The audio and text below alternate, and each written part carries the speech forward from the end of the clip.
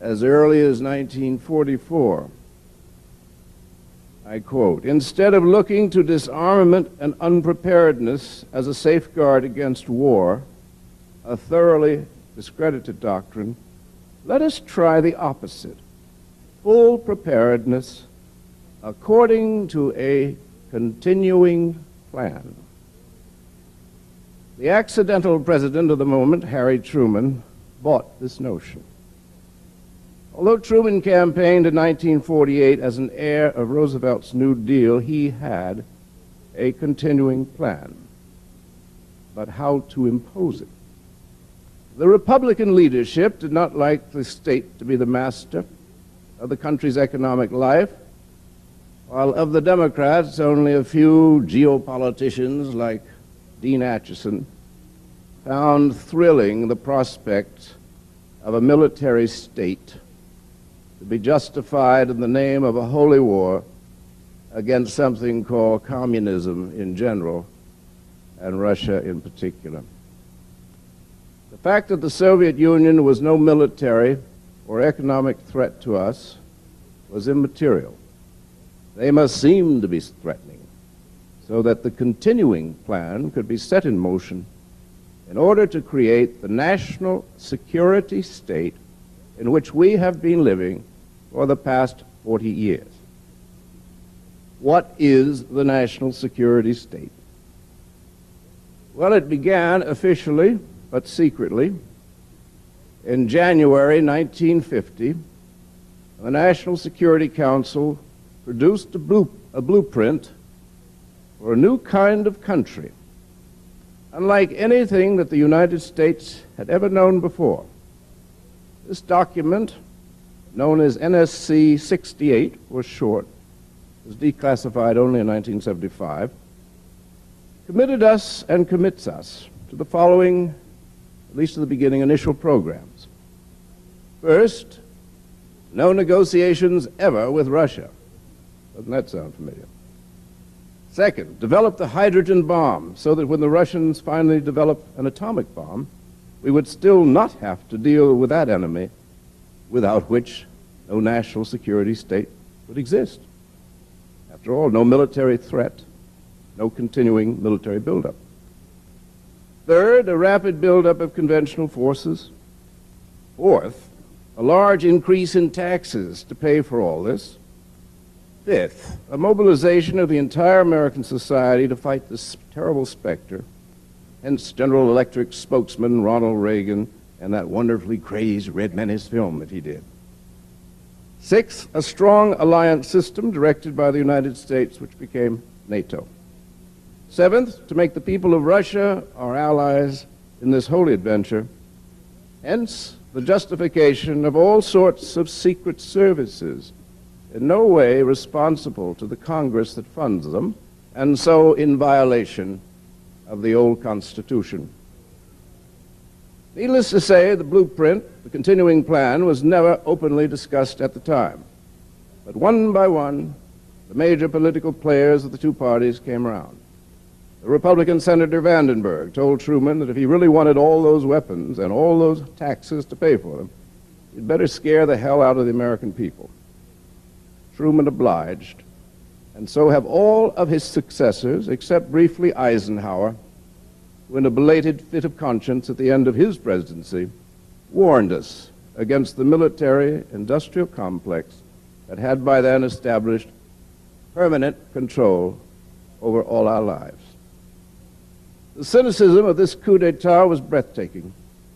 Officially, we were doing nothing but trying to preserve freedom for ourselves and our allies from a ruthless enemy forever on the march.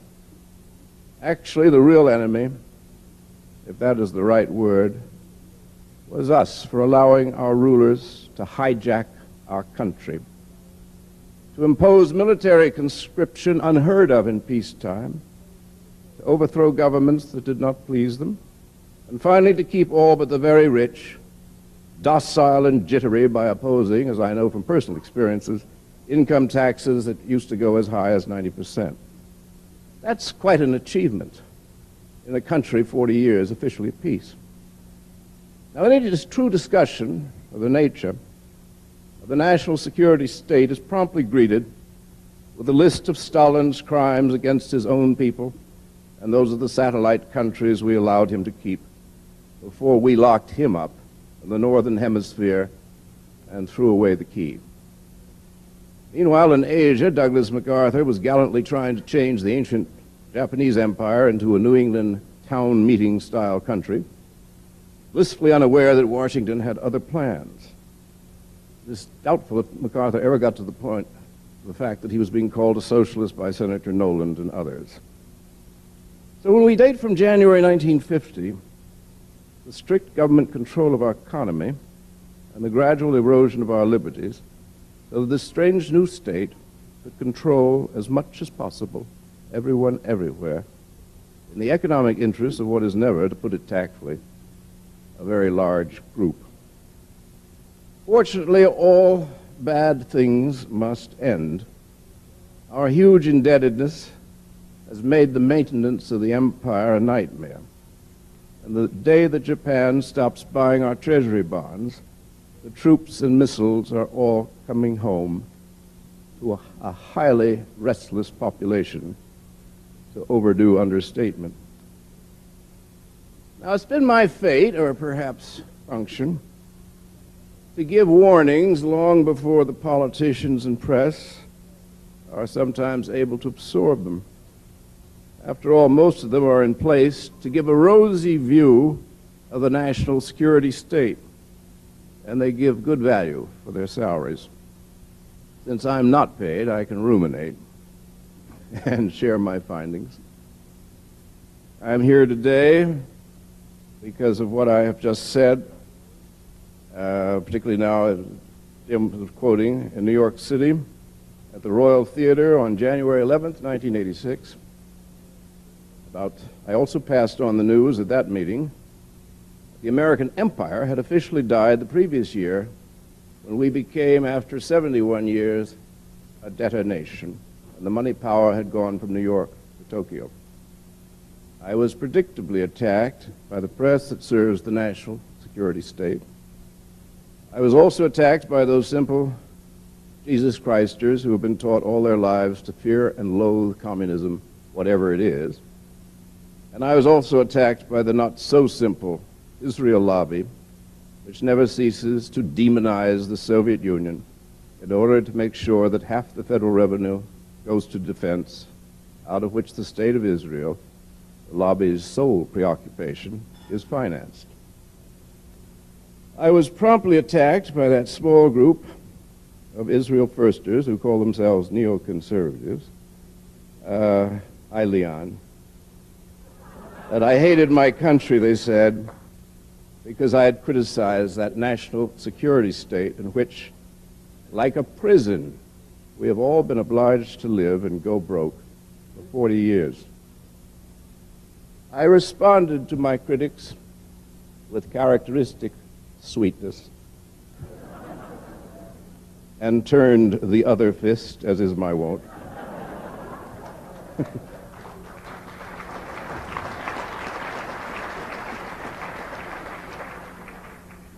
I said that as much as I hated what our rulers have done to our country, it was not us, the country, who were at fault.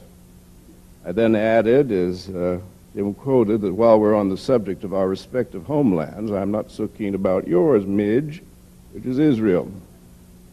Now, until that moment, it hadn't occurred to me that nobody had really challenged the lobby in so public a way. Congress and President and press are all more or less bought or otherwise intimidated by this self-described sexy lobby. While the sins and errors of Israel are openly debated in Israel itself, if you want to find out what's going on, read the Jerusalem Post, there has been only fearful silence and weird lies in bravery's home and freedom's land. Well, I tried to lance the boil. Naturally, I was called an anti-Semite. Usually there's always an adjective attached, generally frenzied or virulent. Now, at the risk of hurting even more feelings, I must tell you that I regard monotheism as the greatest disaster ever to befall the human race.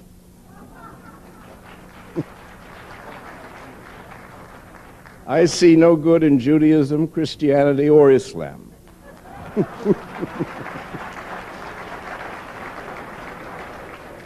Good people, yes, but any religion based on a single, frenzied and virulent God is not as useful to the human race as, say, Confucianism, which is not a religion, but an ethical and educational system that has worked pretty well for 2,500 years. So you see, I am ecumenical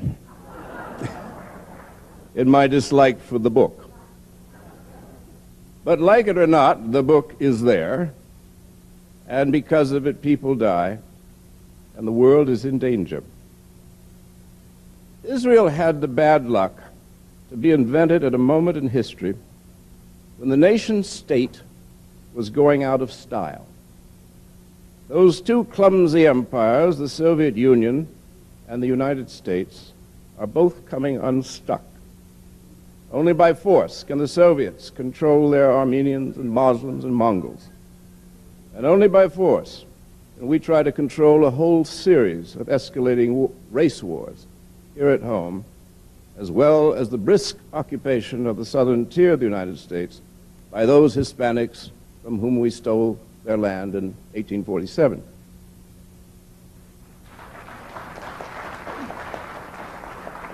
The world, if we survive, will not be one of nations, but of international cartels, of computerized money hurtling between capitals, of countries making what contributions they can to a more or less homogeneous world economy.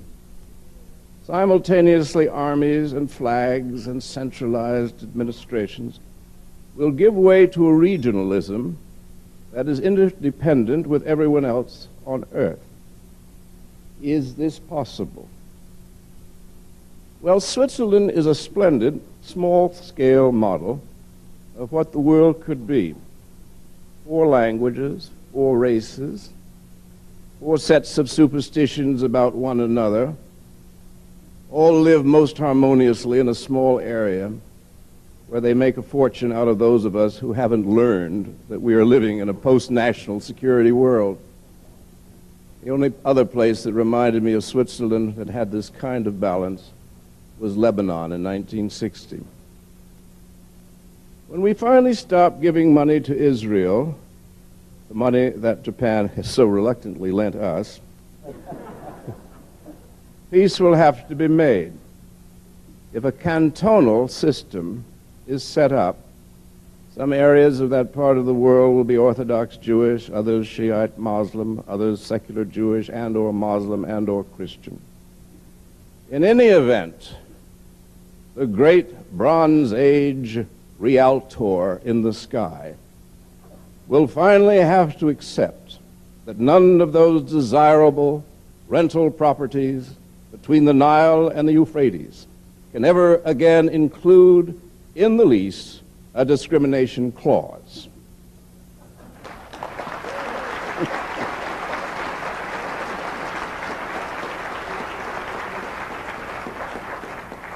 So what shall we celebrate this joyous Sunday? The slow but highly visible collapse due to bankruptcy of the National Security Council's 68th state and its ramshackle empire. Once we Americans are free of this dangerous state and its imperial burden, we may not have heaven on earth, but we certainly will have lessened the current hell, and we might even get our country back.